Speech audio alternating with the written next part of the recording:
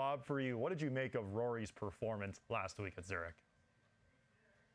Well, I think we've talked about this before, the three of us talking about how much Rory needs to just go out and get a win, but have some fun doing it. And that was kind of the emphasis of what he was saying in the post-round discussions. You know, he said he and Shane have known each other 20, 25 years, and they started playing golf because they just wanted to have fun.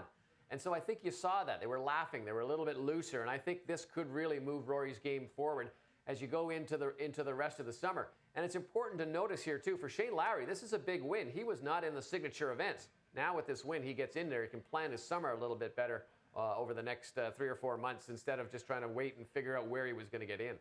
Now, Mark, we spent a lot of time talking about Rory McIlroy heading into the Masters and the swing changes or alterations he had been making with Butch Harmon. Sure, they were slight, but they're still changes. Now he gets the win. So looking ahead, there's a major championship in a couple of weeks, Olympics, etc. It's a big time of year coming up. What do you think of Rory's chances moving forward? Well, I mean, this is hilarious, but, you know, Bob and I were talking about this last week as well, why we had this team for our picks last week at the Zurich Classic in New Orleans, because we thought Rory just had to go and have fun and find joy again in his game, find joy playing golf on the PGA Tour, because it hasn't been there. Yes, there's been changes. Yes, there's been hard work. I say throw it all out. I think it means nothing. I think this was just attitudinal. This is what Rory can do when Rory is playing with happiness and freedom.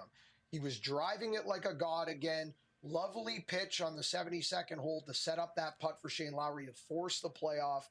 I said last week when we were making our picks that the Zurich Classic of New Orleans can be a turning point for Rory McIlroy in the season.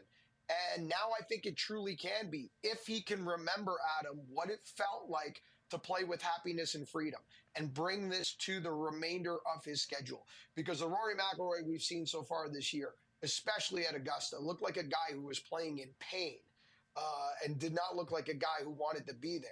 Now this looks like a guy singing and dancing and having a blast and, you know, smiles from ear to ear. This looks like a guy that the tour should be concerned about. When Rory McIlroy is in a good emotional place, watch out.